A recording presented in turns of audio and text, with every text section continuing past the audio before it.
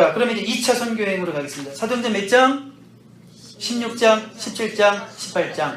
자, 2차 선교 여행의 몇 가지 중요한 특징들을 보겠습니다. 첫 번째로 바울과 바나바가 갈라섭니다. 자, 1차 선교여행은 같이 갔는데 뭐 때문에 갈랐을까요? 2차 때. 1차 선교여행 때 그 요한이라고도 불리는 마가라고도 불리는 요한. 그 마가가 선교여행 중간에 이렇게 떠나버리죠. 그냥. 근데 그것이 바울 입장에서 봤을 때는 사역자의 태도가 아니에요. 그런데 바나바는 좀 이렇게 점액질적인 사람이에요. 아무리 일이 중요해도 사람이 다치는 걸 못 봐요. 근데 바울은 안 돼. 사람이 중요한 게 아니라 하나님의 일이 중요해. 그래가지고 바울은 난 그런 사람이랑 일 못해. 그래서 신라를 데리고 가고 나중에 이제 사역 가다가 또 만난 디모데를 데리고 2차 선교여행을 하는데 바나바는 사람 중심이니까 한번 실패한 사람이지만 이렇게 마가를 데리고 갑니다. 그래서 갈라서게 되는데 여러분, 자, 바울이 오라요, 바나바가 오라요? 둘 다 오르지만 다를 뿐이다. 우리가 그렇게 봐야 됩니다. 꼭 이게 갈라졌다고 해서 완전히 뭐 원수 맺었다, 그게 아니에요. 이 일의 접근 방법이 틀려서 효과적으로 각자 선교행합니다. 서로가 인정합니다. 그렇지만 한번 대판 싸우기도 했어요. 막 이것 때문에 어떻게 그런 녀석을 데려가냐고 막 바울이 이랬을 거예요. 그러니까 바나바가 다 그게 그거지, 좋은 게 좋은 거죠, 뭐 합시다, 막 이랬을 것 같아요. 어쨌든 달라서 됐어요. 자, 그 다음에 2차 선교여행 중에 바울의 유럽 선교가 시작됩니다. 여러분, 그 바울이 쭉 선교를 하다가 이제 딴 곳을 가서 이제 좀 계획을 세우고 있는데 이상하게 길이 막혀요. 바울은 원래 던집질이잖아요. 항상 계획하고 목표를 딱 정해놓고 가는 사람인데 계획을 세웠는데 계획 세운 대로 안 돼요. 일이 자꾸 길이 막혀요. 그러면서 이제 환상 중에 마게도니아 사람이 우리를 좀 와서 도와주세요. 우리를 좀 도와주세요. 이런 말을 듣죠. 자, 그게 이제 바로 성령의 음성으로 듣고 자신의 계획을 포기하고 성령의 인도를 따라서 바울이 순종해서 이제 그 드로아 항구를 떠나서 배를 타고 그 마게도니아 첫 항, 마게도니아 그러면 오늘날의 그리스 지역인데 마게도니아의 첫 항 빌립보 지역으로 들어갑니다. 이건 그야말로 자신의 계획을 다 포기하고 오직 성령님의 인도하심 따라서 내가 아무리 내가 열심히 있어도 하나님 막으시면 난 안 간다. 하나님이 이렇게 또 열어주시니까 나는 간다. 그래서 빌립보를 갔죠. 근데 역시 어떤 여인을 준비시켜 주셨어요? 자주장사 루디아라고 하는 여인을 벌써 다 준비시켜 주시고 루디아라는 여인을 통해서 예배쳐서 다 마련해 주시고 그래서 바로 이렇게 유럽 선교가 시작되는 겁니다. 하나님이 원하시는 길로 나아갈 때 길이 열린다는 사실을 보여줍니다. 2차 선교여행 경로, 그래서 빌립보 전에도 좀 있었지만 빌립보에서 데살로니가에서 베레아로, 하나님 말씀을 아주 진지하게 탐구했던 베레아에서 아테네 말하는 거예요. 아테네에서는 바울이 교회를 세웠을까요? 못 세웠을까요? 회심자는 조금 있었지만 교회를 못 세웠어요. 거의 유일합니다. 이렇게 제법 시간 보내면서도 교회를 못 세우는 도시. 왜 그럴까요? 그때는 바울이 너무 변론적으로 설교했어요. 변론적으로 전도하고 그 철학자들과 그 스토아 철학자들, 에피쿠르스 철학자들이랑 너무 이렇게 똑똑한 체 하면서 변론했는데 오히려 능력이 없었어요. 똑똑한 사람을 설득시킨다고 해서 넘어가지 않아요. 실력으로 막 누르려고 하니까 오히려 믿는 자가 적었어요. 그러니까 아덴에서 고린도로 갈 때 바울이 굉장히 두려운 가운데 갔습니다. 왜 그랬을까요? 아덴에서 실패했으니까. 그래서 고린도에 갈 때는 나는 오직 성령만 의지하겠다. 고린도전서 나중에 쓴 편지에 보면 나는 내 인간의 지혜나 생각 이런 거 의지하지 않고 오직 성령의 능력으로만 하겠다. 그러면서 고린도를 가죠. 자, 그래서 선교 여행 후에 데살로니가 지역을 한번 갔었는데 데살로니가 전후서가 쓰여진 경위를 보는 거예요. 바울이 그 2차 선교 여행 중에 데살로니가 지역에 가서 3주 정도밖에 머물지 못했습니다. 그리고 이제 베레아를 지나 아덴을 거쳐 고린도로 올 때 디모데와 실라가 2차 동역자들이었죠. 디모데와 실라를 베레아 쪽에 남겨놨어요. 데살로니가와 가까운 베레아 쪽에 남겨놓고 나 먼저 가겠다 하고 이제 고린도로 온 거예요. 나중에 디모데가 이제 합류하죠. 고린도로. 실라도 합류하죠. 자, 그랬을 때 디모데가 그 베레아 지역에 남아있다가 그 데살로니가 지역도 가서 그 지역에 세워진 교회의 성도들의 소식을 들은 거예요. 그래가지고 디모데가 이런저런 소식을 전해줬습니다. 바울이 듣고 그래? 그런 일이 있었대? 그래? 그러니까 뭐예요? 막 기쁜 소식도 있었고 아주 힘든 소식도 있었어요. 좋은 소식도 있었습니다. 그래서 막 칭찬하는 얘기, 데살로니가전서 1장 여러분 보시면 야, 너희들 믿음이 지금 막 이렇게 이 전 지역으로 막 퍼져나가는데 소문이 좋다는구나 막 칭찬하죠. 그러면서 애정 가운데서 나오는 권면도 있고, 또 디모데의 보고 중에는 바울이 너무 빨리 떠난 것에 대해서 3주밖에 없었으니까 의문을 제기하는 자들이 있었는데 내가 이런 사정이 있어서 그렇지만 기회가 되면 다시 갈 거다 그러면서 개인적인 톤으로 말하고 있고요. 또 몇 가지 디모데를 통해서 교회의 문제점에 대해서 얘기를 들었어요. 여러분, 데살로니가는 아테네 다음으로 그 일대에서 마게도니아에서 큰 도시였어요. 그리고 해양 도시였고, 예전에도 오늘도 그렇듯이 좀 해양 도시가 성적으로 물러날 가능성이 있어요. 세계 문물이 왔다 갔다 하고. 그래서 그 교인이 되었지만 아직도 성적인 물러남을 버리지 못하는 교인들도 있었던 것 같아요. 그래서 바울이 그런 세욕을 쫓지 말고 이방인과 같이 살지 말고 하나님의 뜻은 이것이니 너희의 거룩함이라. 자기 아내 귀한 줄 여겨라. 그러니까 아내가 있으면서도 바람피는 교인들이 있었다. 그런 얘기죠.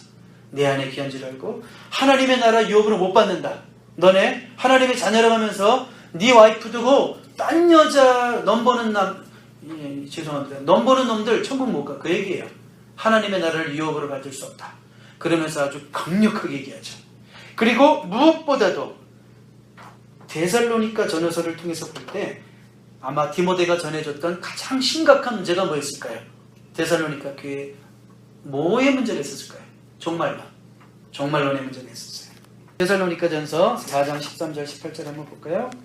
말이 빨라도 좀 따라오시기 바랍니다. 4장 13절 18절 형제들아, 자는 자들에 관하여는, 자, 이게 죽은 자들 말하는 겁니다. 육신이 자는 자들에 관하여는 너희가 알지 못함을 우리가 원하지 아니하노니. 좀 잘 알았으면 좋겠다. 이는 소망 없는 다른 이와 같이 슬퍼하지 않게 하려 함이라. 아니, 부모님 죽고 왜 아직 부활 안 하냐고 울고 있냐? 너희 생각에는 부활이 한 2달 안에 바로 일어날 줄 알았니? 근데 그 지체된다고 그러고 있냐?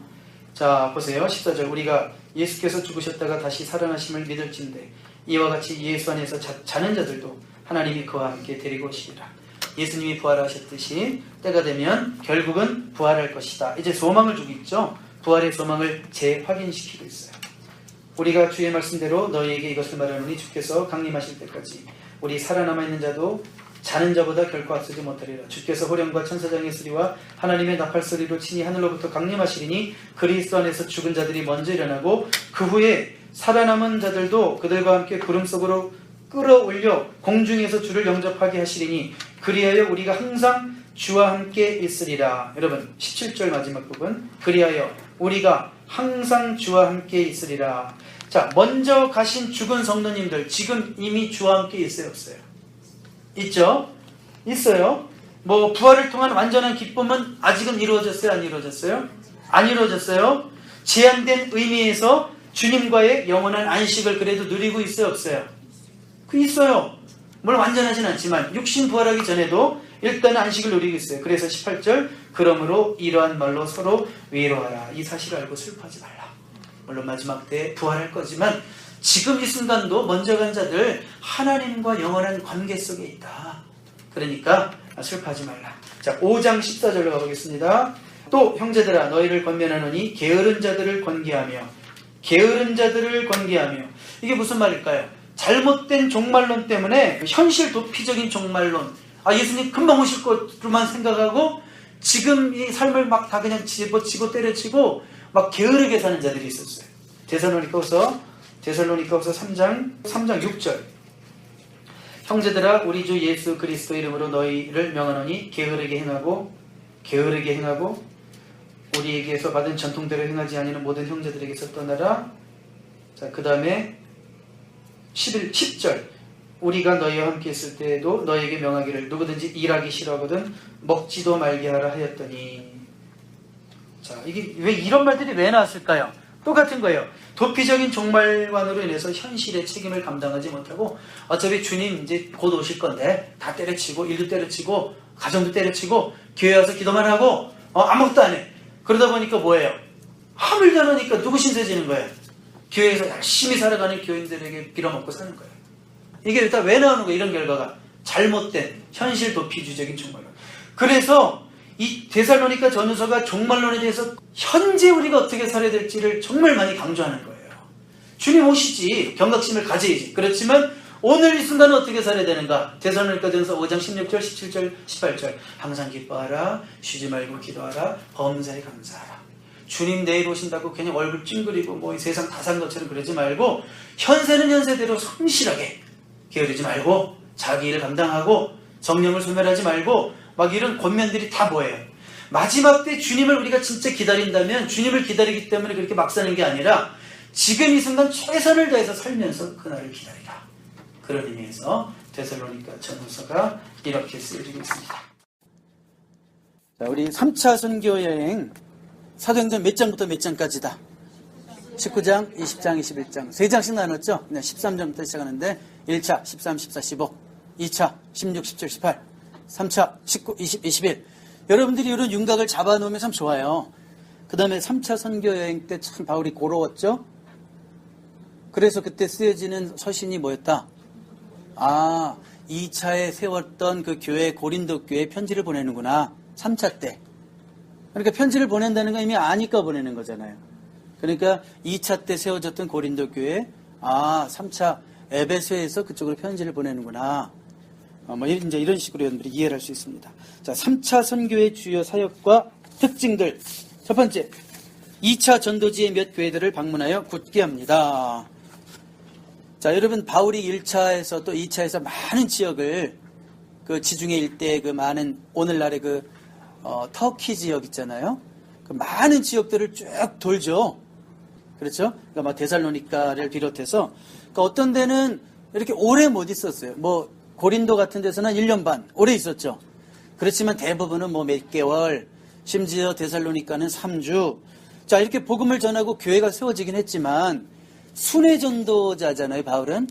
그러니까 이렇게 순회하면서 계속 복음 순회 전하는 전도자였기 때문에 한 교회에 오래 머물러서 목회를 할 수가 없어요. 그래서 바울은 보통 이렇게 교회를 세우고 또 일꾼들을 세웁니다, 보통은. 그래서 뭐 장로를 세운다 막 이런 표현이 나오는데 그 당시에 장로라는 개념이 이제 오늘날의 목회자다 생각하시면 되는 거예요. 그러니까 조금 그래도 연륜이 있는 사람들이 주로 세워지죠. 그러다 보니까 결국은 이제 떠나면 걱정이 되는 거예요. 그 교회가 더 이렇게 견고하게 뿌리를 내려야 되는데 그러지 못한단 말이에요. 막 또 거짓 교사들이 막 왔다는 얘기도 들리고 막 이러면 불안한 거죠.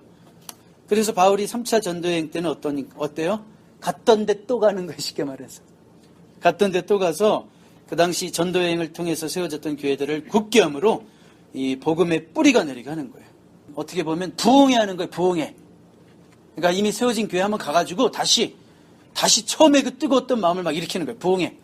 부흥회 하면서 이렇게 복음의 불을 지핀다. 그렇게 생각하시면 됩니다. 자, 그 다음에 이제 3차 전도여행 두 번째 중요한 특징이 하나 있는데 어디서 약 3년간 오래 머물러 있게 됩니다. 거기 어딜까요? 에베소.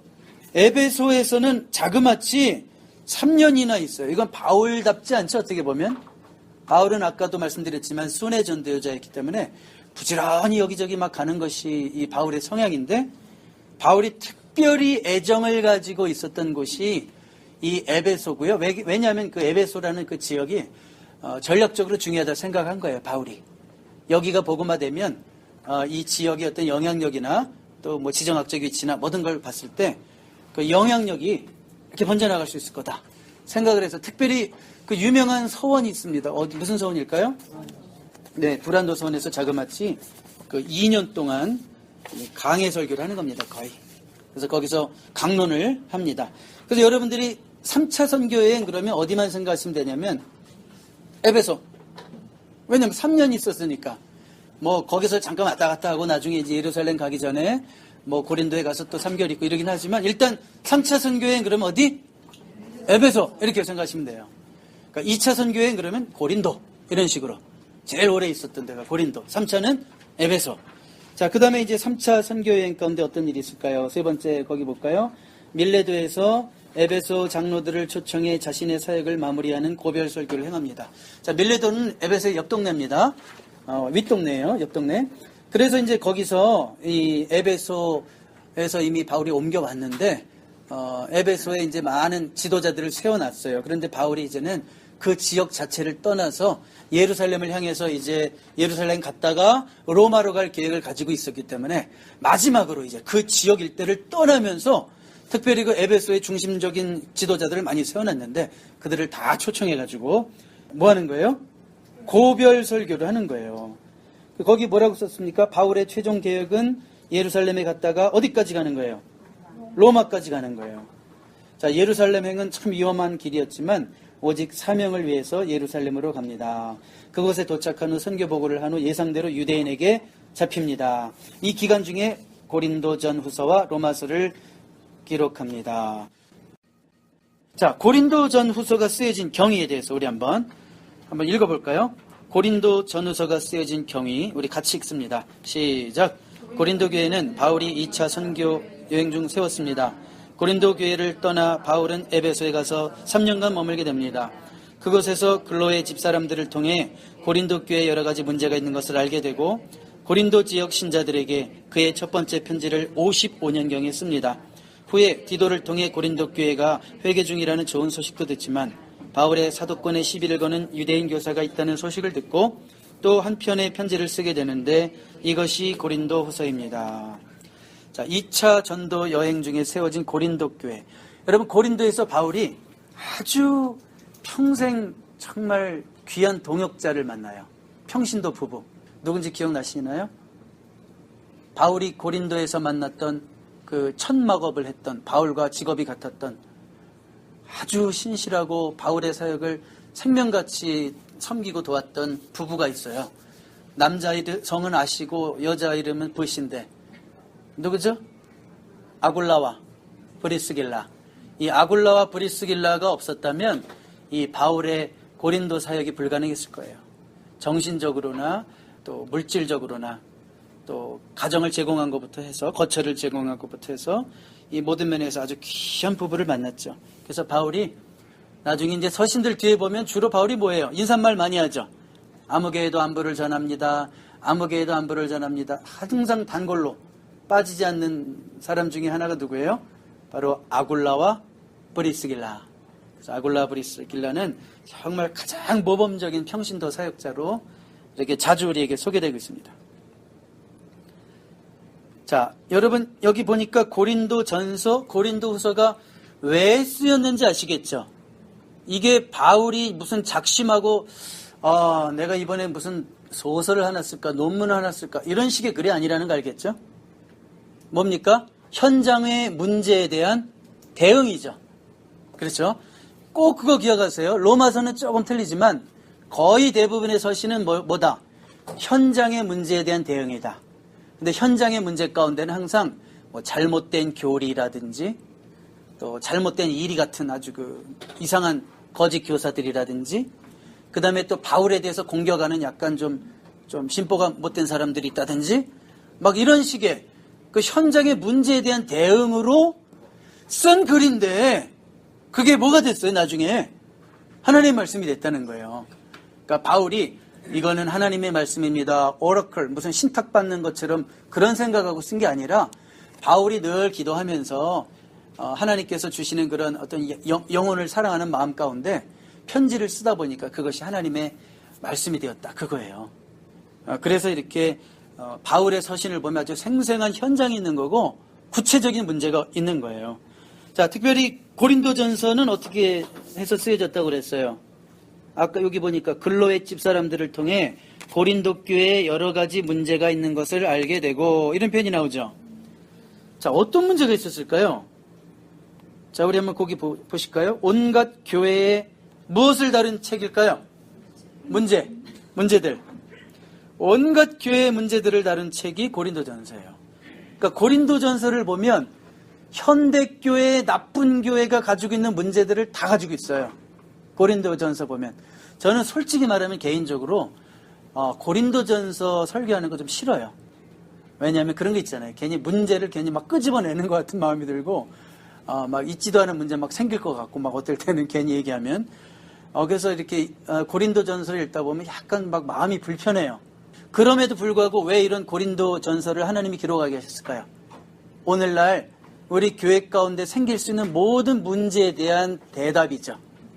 하나님께서 그런 문제들을 이제 오고 오는 세대 속에서 만날 때 너희들이 어떻게 해야 되느냐, 그걸 하나님께서 보여주시기 위한 섭리 가운데 바울에게 고린도전서를 쓰게 하시는 거죠.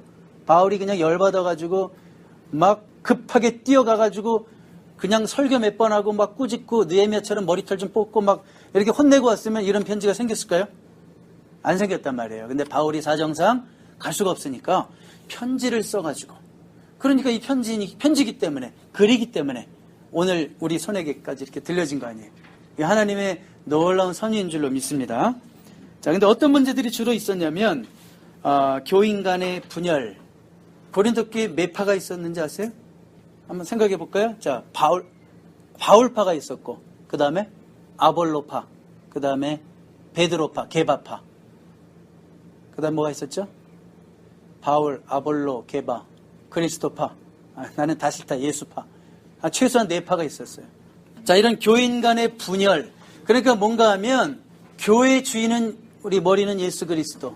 사람이 우상이 되면 안 되는데 이 사람의 역할이 너무 지나치게 부각된 거죠. 그러다 보니까 너무 이런 한 사람을 영웅시하고 너무 지나치게 지도자 의존적인 것이 잘못 흘러가지고 이렇게 영웅시되고 우상시되는 그런 모습들이 이제 고린도 교회에 있었다는 거죠. 그 다음에 음행의 문제. 예수 믿으면 벌써 구별된 삶을 살아야 되는데 그게 어디서부터 나타나냐면 가정에서부터 나타나야 되거든요.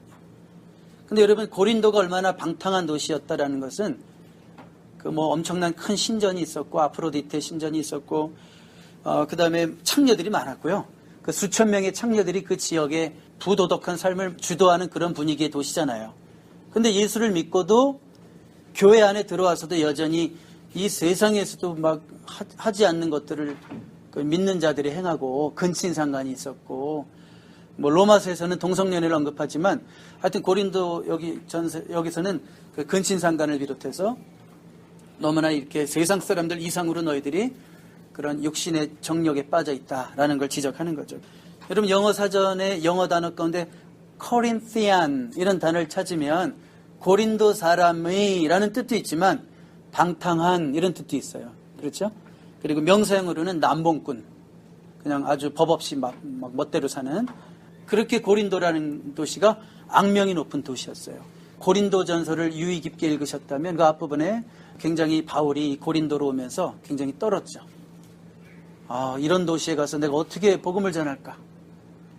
그래서 더욱더 고린도로 가면서 성령의 능력을 의지했다. 막 이런 표현이 나오죠. 왜요?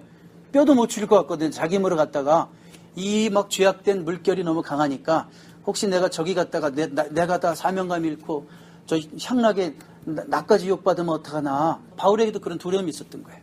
그래서 정말 성령을 의지하고 갔던 곳이 어디예요? 바로 고린도란 말이에요. 그러니까 음행의 문제가 있었고, 그 다음에 이제 여러 가지 문제가 있지만 특별히 고린도전서 12장을 무슨 장이라고 그럴까요? 은사장. 은사장이라고 그러는데 크게 보면 12장, 13장, 14장이 은사장이에요. 근데 고린도 교회는 뭐가 문제였어요?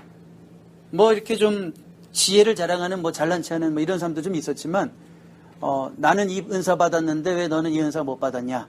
특별히 어떤 은사 때문에 그런 논쟁이 생겼을까요? 은사 중에 방언 은사. 그러니까 방언 은사 나는 하는데 너네 못하냐? 그리고 또 방언하는 사람들 중에 무질서하게 예배 시간에 갑자기 뻘떡 일어나서 방언 기도를 막 한단 말이에요. 설교자는 여기 있고. 그러면 이제 교인들이 갑자기 설교 듣다가 방언 기도하는 것 때문에 놀래가지고 교회의 어떤 공중 질서가 깨지고 이런 문제들이 많았어요. 특별히 그들 가운데는 여자들이 문제가 많았어요. 그 교회에서는. 그래서 여자들이 교회에서 잠잠하라는 말이 왜 나왔어요? 이거를 일반적으로 적용해가지고 이거 봐 성경을 보라고 이거 봐. 이 문자적으로 해석하는 사람들이 문제예요. 항상.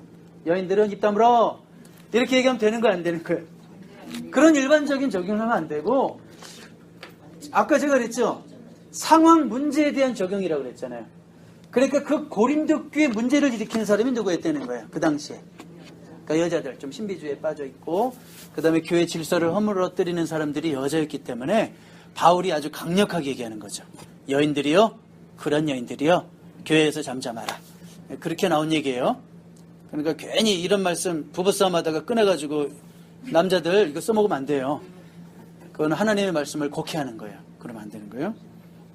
자, 그런 문제가 있어서 바울이 고린도전서 12장, 13장, 14장에 걸쳐가지고 모든 것을 적당하고 질서 있게 하라. 그러니까 방언하지 마라 이러지 않았어요. 바울. 나도 방언한다 그랬어요. 그렇지만 모든 것을 어떻게 하라? 적당하고 질서 있게 하라. 교회는 항상 질서가 있고 교회 목회하는 분의 어떤 목회 철학이 있지 않느냐. 또 그리고 성경적으로 이렇게 해야 되는 게 아니냐. 말씀이 있고 기도가 있고 찬양이 있고 드림이 있고 이런 질서 속에서 하는 거 아니냐. 근데 그냥 아무 때나 막 툭툭 튀어나오고 이러면 되겠냐. 그래서 이제 그걸 가르치는 말씀이고요. 그 다음에 또 부활에 대한 가르침이 필요했기 때문에 고린도전서 15장을 무슨 장이라고 그래요? 부활장.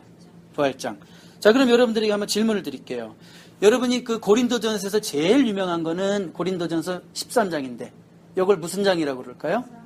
사랑장. 잘 아시죠? 사랑은 오래 참고 온유하며 시기하지 않으며 쭈쭈쭈쭈 나가는데 왜 이 사랑장이 나왔을까요? 아까 은사장을 크게 보면 12장, 13장, 14장이라고 그랬죠. 그러니까 결국 은사에 문제가 생기는 것도 교만이거든. 영적 교만. 야, 니들이 아무리 좋은 은사를 가지고 있어도 그게 영적 교만으로 간다면 그게 하나님 뜻이겠냐? 그게 교회를 세우겠니? 교회를 허물어뜨리지? 너희들처럼 그 잘난 너희들 때문에 교회가 세워지겠냐? 교회가 허물어지겠지? 그러니까 왜 13장이 나왔는지 알겠죠? 그러므로 너희는 더욱더 큰 은사를 사모하라. 이게 뭐예요? 고린도전서 12장의 마지막이 그렇게 나와요. 제일 큰 은사는 뭐예요? 그러니까 사랑이라는 거예요. 그러니까 사랑이 없으면 천사의 말을 해도 이거 누구들이라는 얘기예요? 방언하는 자들, 예언하는 자들. 천사처럼 막 샬라샬라하고 샬라샬라는 아니지만 이렇게 예언을 해도 사랑이 없으면 그게 뭐라는 거예요? 그렇게 중요한 방언의 은사지만 니네가 사랑이 없으면 다 소용이 없다 이거예요. 그래서 고린도전서 13장이 나오는 거죠. 괜히 나오는 게 아니구나. 고린도전서 13장이. 그러니까 이런 걸 여러분들이 이해하고 있으면 성경을 보는 눈이 열리는 거예요. 그게 열린다고 그래요. 히브리서에서 우리가 이 뭔가 수건으로 이렇게 덮은 것 같은 게 벗겨진다고 그러는데 우리가 성경을 이렇게 분명히 알면 이 수건들이 하나씩 하나씩 벗겨져요. 그렇구나. 그러니까 깨달음의 차원이 더 이렇게 깊어지고 높아지고 맹목적인 믿음에서 벗어나고 그냥 대책 없이 앞뒤도 모르고 그냥 단어 하나 딱 뽑아놓고 그냥 은혜 받았다고 할렐루야 하는 신앙에서 이런 맥락 속에서 하나님께서 바울에게 이런 말씀을 주셨구나. 그러니까 여기서 우리가 깨달아야 될 것은 이래서 사랑이 필요한 거구나. 벌써 적용이 틀리잖아요. 수준이. 그래도 지식은 또 교만하게 하면 안 되니까 교만하면 안 돼. 그래도 항상 겸손하게. 자, 근데 이제 그런 질문 드릴게요. 이런 문제의 근본 원인이 무엇일까요? 뭐 분파 문제, 파당 문제, 네가 오라 내가 오라, 뭐 음행의 문제, 또 교만한 문제, 뭐 세상 법정에 가가지고 막 교회 망신시키는 문제, 또 뭐 결혼에 대한 문제도 복잡하고 뭐 하여튼 많습니다. 이것저것 할 얘기 너무 많은데, 자, 이런 문제의 근본 원인이 뭘까? 다음의 글을 읽어보세요. 우리 한번 같이 읽습니다. 시작. 고린도 교회 문제는 바로 육신에 속한 자들의 미성숙함에 있다는 것입니다. 그것은 바로 그들이 예수님을 구주로 영접하는 순간 성령의 전이 된다는 사실을 제대로 알지 못했기 때문입니다. 우리의 몸이 성령의 전이 된다면 그 성전, 곧 몸의 주인은 성령이 되어야 하고 우리는 당연히 그분의 주인됨을 인정해야 합니다. 이것이 바로 신위 앞에 인위를 내려놓는 것이고 이것이 바로 인간의 문제를 해결받는 유일한 길입니다. 아멘. 고린도전서 3장 16절 그리고 6장 19절 369 3장 16절 6장 19절 여기 우리의 몸은 성령이 거하시는 전이다 그랬어요. 그러니까 성령이 거하시는 전인데 우리가 육신대로 살면 우리 안에 있는 성령이 근심하시겠죠. 그 다음에 바울의 개인적 심정을 가장 많이 드러내는 고린도 후서, 바울의 개인적 심정을 가장 많이 드러내는 고린도 후서입니다. 자, 한번 읽어볼게요. 고린도 교회가 바울에 대해 가지고 있는 무슨 오해일까요? 너 사도 맞아? 이게 뭘까요? 너 예수님 12제자도 아니었다며? 너 사도 맞아? 사도권에 관한 오해. 그래서 거기에 관한 오해를 해명하기 위해 바울은 부득불 자기 자랑까지 조심스럽게 하고 있습니다. 그 자랑의 내용은 좀 이따 볼게요. 거짓 선생들에 대해서는 분노하기도 하고 교인들을 향하여는 감정적으로 호소하기도 하는 고린도 후서는 평소 논리적이고 이성적인 바울의 모습보다는 감정적인 바울의 모습이 더 많이 드러납니다. 그래서 부득불 자랑했다는 거예요. 이런 바울이 그냥 잘난 체하고 싶어서 자랑한 게 아니라 니네들이 하도 이렇게 나를 모르니까 내 중심을 너무 몰라주고 그리스도의 사랑으로 호소하는 이 마음을 몰라주니까 그래 내가 누군지 한번 소개 좀 해볼게. 부득불. 정말 나 뜨거워서 이런 거 얘기하면 안 되는데 부득불 자랑하겠다. 그 얘기한 거예요. 바울의 자랑 중에는 천국을 경험한 내용도 나오죠. 12장에. 여러 가지 영적 은사와 체험 때문에 교만해질까 봐 하나님께서 자신에게 무엇을 주셨다? 육체의 가시. 육체의 가시를 주셨다는 것. 그게 뭘까요? 보통 이제 안질이었을 것이다. 간질이었을 것이다. 여러 가지 견해들이 있지만 어쨌든요. 그 약함 중에서 하나님의 능력이 드러날 수 있었다는 그의 간증은 감동이 됩니다. 또 고린도 후서에는 연보, 헌금에 대한 강조도 있습니다. 자, 그거는 여러분들이 교재에 보면 자세히 나와 있으니까 보시고, 우리 고린도 후서에서 우리 한 군데만 찾아볼게요. 12장. 자, 여기 12장 1절부터 6절까지는 그 삼층천. 그러니까 바울이 천국을 경험한 거. 이 바울이 그런 체험을 하죠. 입신 체험을 하죠. 이런 체험까지 했다, 내가. 이제 막 이런 얘기를 하는 거예요. 이놈들아, 니네들이 별거 다니가지고 자랑하는데, 야, 난 니네들보다 혈통으로 따져도, 배운 거로 따져도, 내가 꼭 이런 얘기까지 해야 되겠니? 내가 하버드 대학 나온 거 꼭 얘기해야 되겠니? 막 이러면서 가말리엘 문화 얘기해야 되고, 이렇게 얘기하잖아요. 사도권에 대한 변호라고요. 그러면서, 그렇지만 하나님께서 내가 교만할까봐, 학벌 좋아, 태어난 배경 좋아, 그 다음에 영적 체험도 이건 남들이 하지도 못했던 거를 다 했잖아요. 그리고 가는 곳마다 막 능력이 나타나고, 바울이 지나가는 곳마다 역사가 나타나고, 막 병자들이 벌떡벌떡 일어나고, 별의별 일이 다 있으니까 교만해질까봐. 우리 7절부터 한번 같이 읽어볼까요? 7절부터 10절까지. 여러 계시를 받은 것이 지극히 크므로 너무 자만하지 않게 하시려고 내 육체의 가시, 곧 사탄의 사자를 주셨으니 이는 나를 쳐서 너무 자만하지 않게 하려 하심이라. 이것이 내게서 떠나게 하기 위하여 내가 3번 주께 간구하였더니 나에게 이르시기를 내 은혜가 내게 족하도다. 이는 내 능력이 약한 데서 온전해짐이라 하신지라. 그러므로 도리어 크게 기뻐함으로 나의 여러 약한 것들에 대하여 자랑하리니 이는 그리스도의 능력이 내게 머물게 하려 함이라. 그러므로 내가 그리스도를 위하여 약한 것들과 능력과 궁핍과 박해와 곤고를 기뻐하노니 이는 내가 약한 그때의 강함이라.